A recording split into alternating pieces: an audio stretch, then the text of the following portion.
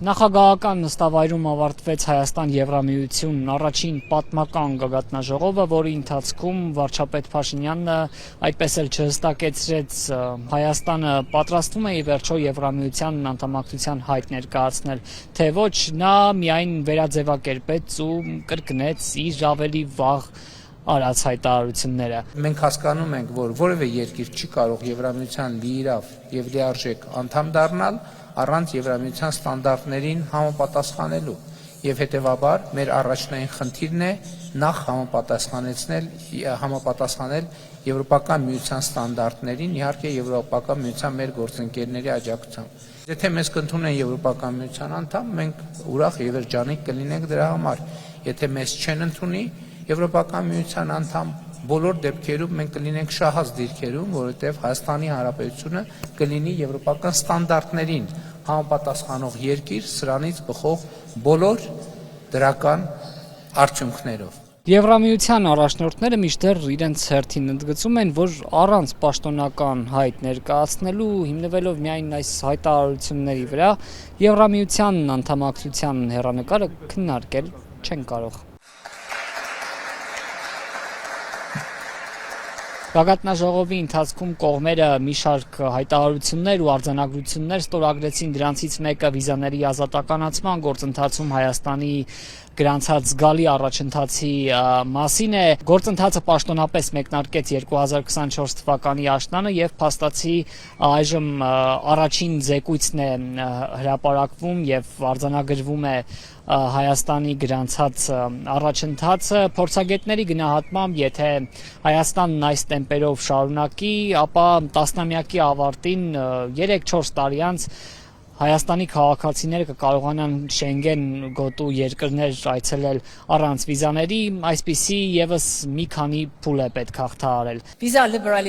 Վիզաների ազատականացումն առաջնահերթություն է, որը խորապես հուզում է Հայաստանի ժողովրդին։ Եվ սա անհիմն չէ, մարդկանց միմյանց մոտեցնելն առանցքային հարց է, եւ մենք ուրախ ենք ներկայացնել առաջընթացի մասին առաջին զեկույցը ու շնորհավորել ձեզ։ Այն շատ դրական է ու վկայում է լավ աշխատանքի ու առաջընթացի մասին։ Ես լիովին համոզված եմ, որ կհասնենք գործընթացի ավարտին։ Այսօր ստորագրված փաստաթղթերով Եվրամիությունը նաև բիզնեսներին հորդորում է եւ ինչպես ասաց Եվրահանձնաժողովի նախագահ Ուրսուլա ֆոն դեր Լայենը քաջալերում է գործարարներին ներդրումներ կատարել Հայաստանում։ Նրանք հայկական մի շարք ընկերությունների հետ ըստ էության այս կոչով հայտարարություններ ստորագրեցին։ Մենք վստահորեն քաջալերում ենք եվրոպական ընկերություններին ներդրումներ կատարել այստեղ։ Հայաստանն այնտեղն է, որտեղ տաղանդն ու հնարավորությունները կարող են միավորվել։ Այսօր Եվրոպական միության կողմից հայտարարություն է ընդունվել, որով կոչ է արվում տնտեսվարողներին ներդրումներ անել Հայաստանի Հանրապետության տնտեսության մեջ։ Սովորաբար նախորդող ողջ շրջանում անկախությունից ի վեր Հայաստանի Հանրապետությունը համարվել է ներդրումների ռիսկային գոտի։ Հիմա Եվրոպական միությունը ամենաբարձր մակարդակով կոչ է անում եւ հրավիրում է տնտեսվարողներին, ներդրողներին ներդրումներ անել Հայաստանի Հանրապետությունում։ Գագաթնաժողովի ամեն դեպքում բաց մասի ընթացքում եւ վարչապետ Փաշինյանը եւ Եվրահանձնաժողովի նախագահ Ուրսուլա ֆոն դեր Լայենը առանձին խոսեցին Հայաստանի աշխարհագրական դիրքի մասին եւ նրանք բոլորն էլ ըստ էության իրենց խոսքում ընդգծեցին, որ Հայաստանի աշխարհագրական դիրքը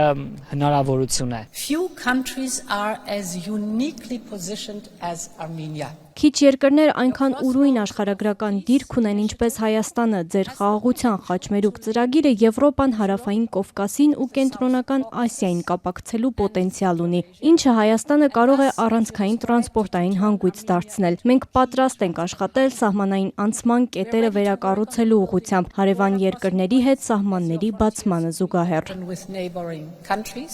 Ադրբեջանի հետ խաղաղության գործընթացի վերաբերյալ հայտարարություններ նույնպես հնչեցին։ Վարչապետն այսպիսի հայտարարություն է անում մի շրջանում, երբ Եվրախորհրդարանի ընդունած Արցախի հարցով այս վերջին բանաձևից հետո Ադրբեջանը խզում է իր կապերը այդ կառույցի հետ, իսկ Արցախում էլ ավերվում են հայկական հուշարձանները ու եկեղեցիները։ Հնարավոր չէ ուղղակի անջատի չանջատել, թշնամանքի անջատի չանջատել եւ խաղաղության կոճակը սեղմել եւ թշնամությունը վերջ այլևս գոյություն չունի եւ այլևս միայն խաղաղություն է։ Սա ես ասում եմ նրա համար, որ եւ Հայաստանում եւ Ադրբեջանում դեռևս կարելի է տեսնել խոսույթներ, որոնք բխում են կոնֆլիկտի ժամանակներից, բայց մենք պետք է հասկանանք, որ դա անխուսափելի իներցիոն գործընթաց է։ Խաղաղության ամենակարևոր ինստիտուցիոնալացումը այն է, որը տեղի է ունենում մարդկանց մտքերում եւ սոցիալ հոգեբանական մակարդակում։ Եվ թույլ տվեք ասել, որ իրականում այս ոլորտում տեղի ունեցող փոփոխությունները իրանք իհարկե թվերով արտահայտված չեն, բայց թույլ տվեք արտահայտել իմ համոզմունքը, որ այդ ուղղությամբ ինստիտուցիոնալացումը տեղի է ունենում շատ ավելի արագ, քան նույնիսկ կարելի էր սպասել։